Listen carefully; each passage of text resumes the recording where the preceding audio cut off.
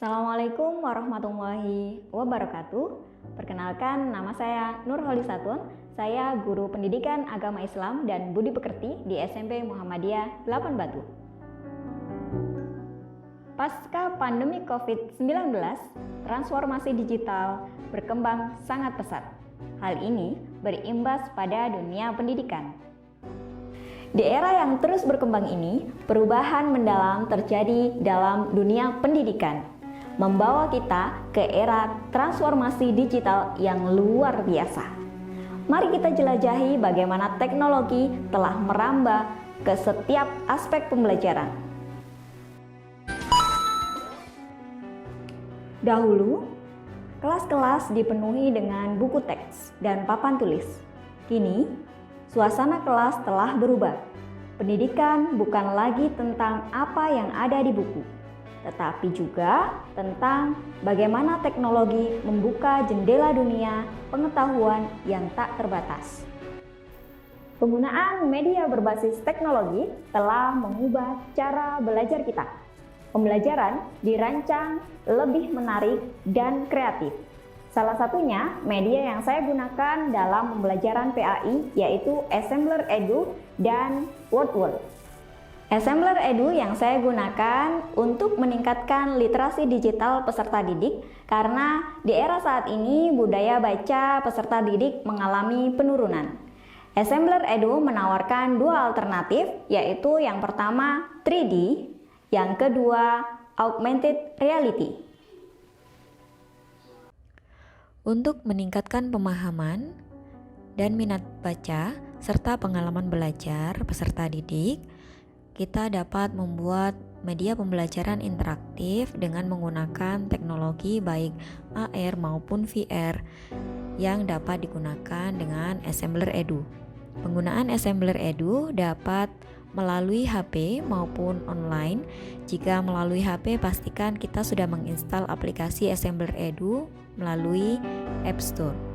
Langkah-langkah membuat media pembelajaran Assembler Edu yaitu pastikan kita mempunyai atau membuat akun Assembler Edu. Selanjutnya, jika sudah, maka kita bisa memulai proyek baru. Kemudian, kita akan disuguhkan pada karakter-karakter 3D yang nanti akan membuat pembelajaran kita atau scan kita menjadi interaktif. Silahkan pilih karakter sesuai yang kita gunakan pada scan yang kita buat. Kemudian setelah memasukkan karakter, kita juga bisa menambahkan konten berupa gambar, teks maupun video. Pastikan semua yang kita masukkan diposisikan atau diarahkan sesuai dengan keinginan kita. Untuk membuka Assembler Edu yang kita buat, bisa melalui scan barcode atau link. Nanti akan terdapat pilihan tampilan VR maupun AR. Silahkan pencet tombol sesuai dengan keinginan kita.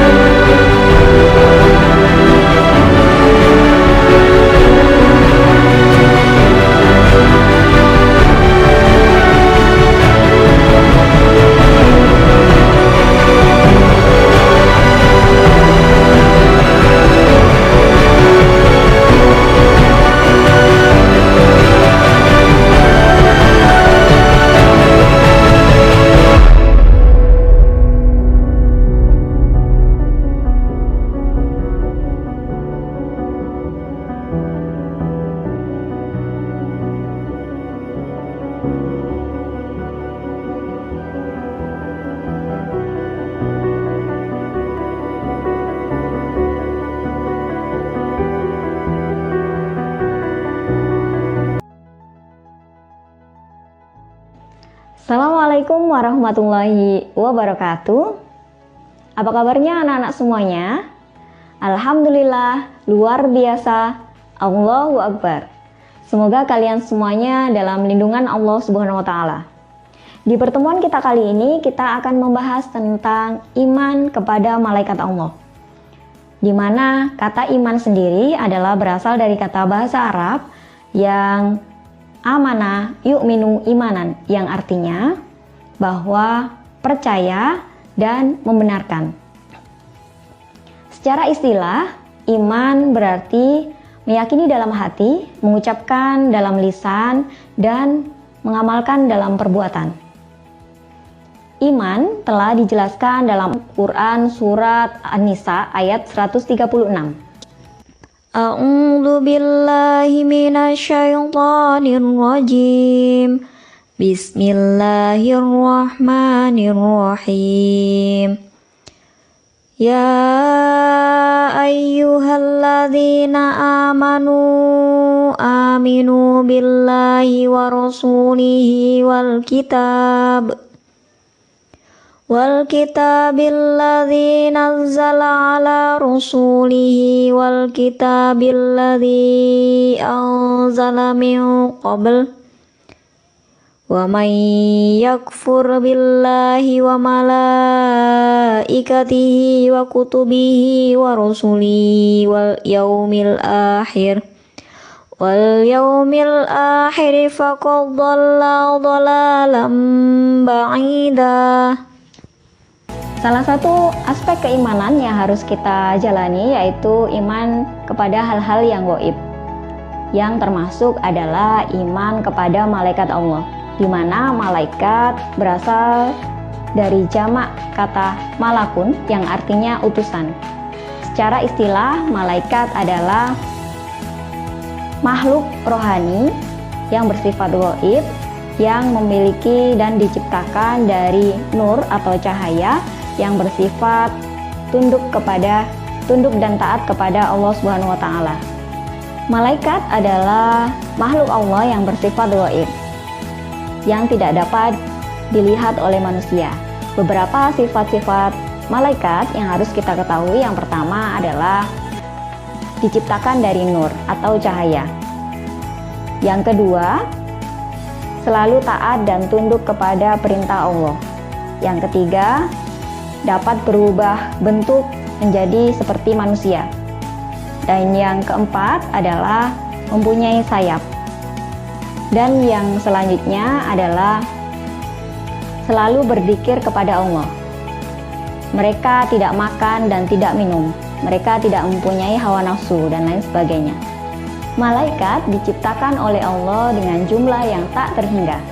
Namun ada 10 malaikat yang wajib kita imani dengan nama-nama dan tugas masing-masing. Salah satunya telah dijelaskan oleh Allah dalam surat Al-Kahf ayat 17-18.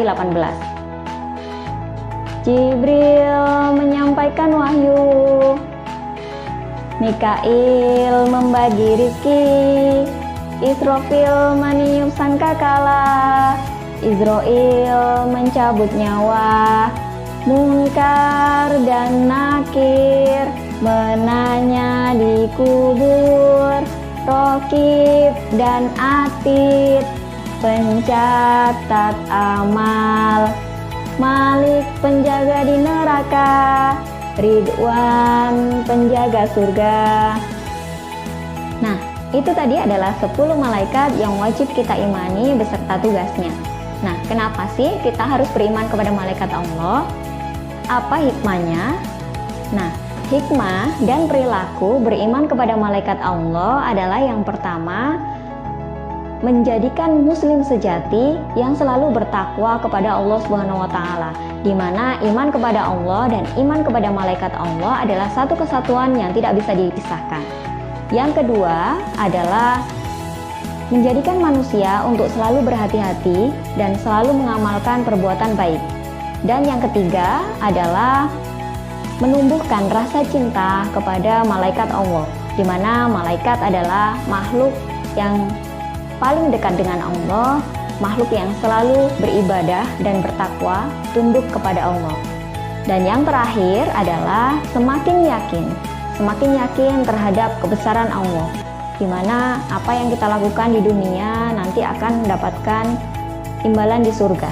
Demikian tadi materi kita berkaitan dengan iman kepada malaikat Allah. Silahkan dipelajari 10 malaikat Allah beserta tugasnya dan mengamalkan sikap-sikap atau perilaku yang mencerminkan iman kepada malaikat Allah. Baik, kita akhiri pembelajaran kita hari ini. Jika masih ada yang kurang dipahami bisa dituliskan di kolom komentar atau bisa bertanya melalui secara langsung ataupun bisa Jabri Bulisa. Terima kasih. Assalamualaikum warahmatullahi wabarakatuh. Untuk melakukan evaluasi pembelajaran ataupun asesmen formatif, Bapak Ibu bisa melakukan kuis dengan menggunakan word wall. Pastikan Bapak Ibu mempunyai akun. Kemudian mulai dengan create activity. Kita akan disuguhkan dengan pilihan-pilihan kuis yang nanti akan kita gunakan. Contohnya saya memilih open the box. Nah, di open the box nanti Bapak Ibu akan membuat beberapa soal yang nanti akan digunakan pada kuis Bapak Ibu. Selanjutnya, setelah soal sudah dimasukkan, maka mulai dengan preview. Open the box bisa dilihat, soal bisa dilihat melalui sentuhan peserta didik.